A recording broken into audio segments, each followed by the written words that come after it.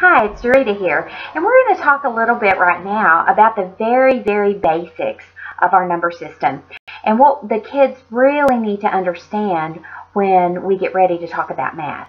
And I know this is going to sound very basic, but for the most part, the beginning of math, it begins with counting. And so kids need to understand that when we are counting objects, we are using a one-to-one correspondence for the object and the number that goes with it. So for example, I have one dog, and so that is how we would actually begin. I could be counting the books that are behind me. You know, start with this one. 1, 2, 3, 4, 5. And I know that sounds very basic, but if you've got a young child, actually having objects that you can pull out and say, this is 1 cup. These are 2 spoons, or these are 3 straws, and actually have them count out the numbers and see them is very helpful.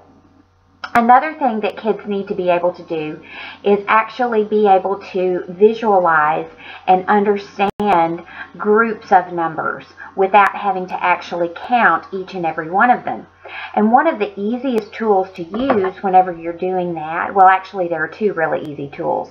One of them would be a number cube, or dice if you want to call it that, or dominoes.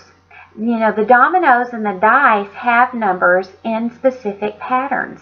And if we could get the kids to understand that this is a 5 and this is a 2, without them having to actually count each and every object on the domino or the dice, then it makes it much easier for them to understand what it is that they are the quantities of numbers.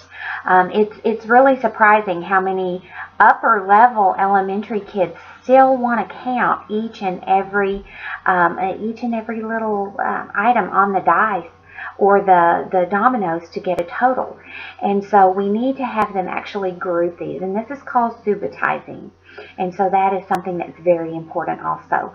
So these are very quick and easy things that you can do to help your child start developing the numbers and what the quantities actually look like. It's also a really, really good activity once you get into them recognizing it, is actually having them determine, you know, okay, if this is a 5 and this is a 2, how much is it together? And that kind of introduces the idea of addition or even subtraction. If they figure out that this is a total of 7, what would it be if we took away these 2? Or what would it be if we took away these 5? And so you can really get into some basics just doing these things. And it's more of a game than it is actually learning math. And so what I would like to do is ask you if you think that some of these lessons would be of value to you, or if you know someone who would be looking for something like this to help their child to begin understanding and learning more about math.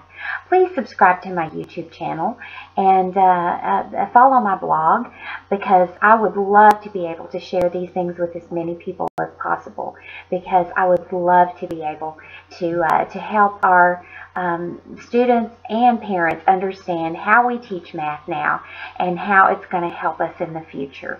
And so I want to say thank you for listening, and thank you, Thor, for helping me out, and I will see you on the next video.